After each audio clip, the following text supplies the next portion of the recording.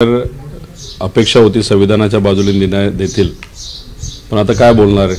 खरं तर election commission हे आता भाजपचं एक वेगळं डिपार्टमेंट झालं असं आपल्याला म्हणावं लागेल। पार्लमेंटमध्ये सुद्धा असा एक कायदा त्यांनी पास केला ज्याच्यामध्ये इलेक्शन कमिशनचा जो प्रमुख आहे, जे कोणी सत्तेत असतील ते तिथं त्या व्यक्तीला बसू शकतात। त्यामुळे वेगळं काय आमची अपेक्षा नव्हती। आम्ही आता कोर्टात जाऊन कोर्टाकडे न्याय मिळेल असं नक्कीच आम्हा सगळ्यांना वाटतं।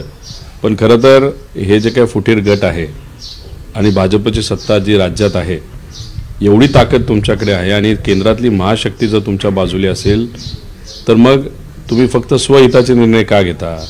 तुम्ही स्वार्थाचे निर्णय का घेता? कुटुंब फोडणं, स्वतःला पद मिळवणं, खऱ्या अर्थाने महाराष्ट्राचा जर तुम्हाला कळवळा असेल तर मग महाराष्ट्रात अनेक प्रश्न असे आहेत जे प्रलंबित आहेत, ज्याच्यामध्ये शेतकऱ्याला न्याय मिळत नाही, महिलांना न्याय मिळत नाही, बेरोजगार युवांची संख्या वाढली, जे प्रोजेक्ट गुजरातला चालले ते आपल्याला थांबवता येतील।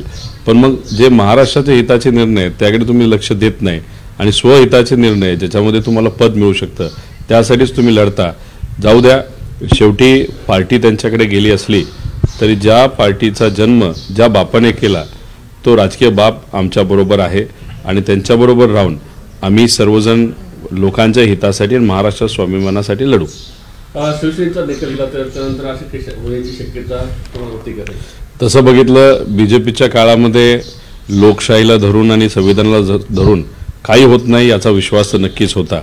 आणि तुम्ही जर बघितलं तर अनेक वेळा बीजेपीला दाखवून दिलेलं आहे की संविधानाच्या विरोधातच ते निर्णय देतात, नाही तर लोकशाहीच्या विरोधात।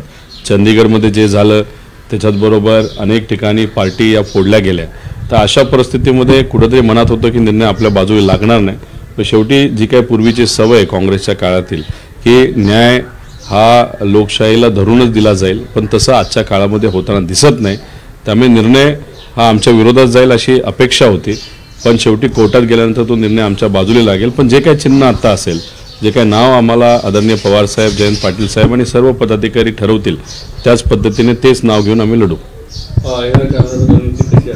रणनीती सोपी आहे, लोकात जाणार, लोकांना विश्वासात घेऊन लढणार, कार्यकर्ते आपल्या बाजूला आहेत, आपल्या बरोबर आहेत, पदाधिकारी आहेत, जनता आपल्या बरोबर आहे। जे काय चाललंय ते लोकांना आवडत नाही। लोकांचं मत आहे की आमच्याबद्दलचे विषय आज सत्तेत असणारे कुणीही मांडत नाहीत, त्याच्यावर कुणी चर्चा करत नाही। मग अशा परिस्थितीमध्ये ही जी महाशक्ती आहे ती फक्त स्वहितासाठी आणि सत्तेत येण्यासाठी स्वतःच्या शक्तीचा वापर करतात, पण लोकांच्या हितासाठी केला जात नाही। तर लोक हे विचाराबरोबर आहेत, साहेबांबरोबर आहेत आणि आता लोकात जाऊन लोकांना विश्वासात घेऊन आम्ही लढणार। अजित पवार गटाकडून कार्यालय जे आहे तर ते ताब्यात घेण्याची शक्यता व्यक्त होत आहे, तो देखील दावा करण्याची शक्यता आहे। आता ते काही करू शकतात। शेवटी ज्या व्यक्तीने म्हणजे पवार साहेबांनी लोकांना विश्वासात घेऊन जी पार्टी काढली त्या पार्टीचाच कब्जा असंवैधानिक पद्धतीने आता जे नेते ज्यांना साहेबांनी मोठं केलं त्या नेत्यांनीच तो कब्जा घेतलेला आहे। त्यामुळे साहेबांचा विचार त्यांनी केला नाही, पार्टीचा विचार केला नाही, कुटुंबाचा विचार केला नाही, तो ऑफिसचा विचार करतील का हा प्रश्न नक्कीच आहे। शेवटी ज्या व्यक्तीने घर बांधलं त्या घरामध्ये बाहेरून येऊन तुम्ही त्याच्यावरच कब्जा घेत असाल आणि 7/12 एखाद्या व्यक्तीच्या नावाली असेल आणि तो 7/12 तुम्ही दबाव तंत्राचा वापर करून अधिकाऱ्यांना सांगून तुमच्या नावाली जर करत राहाल तर आम्हाला कोर्टात जाऊन न्याय मिळणं असं अपेक्षित आहे। आम्ही लढणार, जे काय तुम्हाला घ्यायचे तुम्ही घ्या, पण लोकांच्या भावना, लोकांचं मत हे तुम्ही घेऊ शकत नाही, कारण आज या देशामध्ये लोकशाही आहे।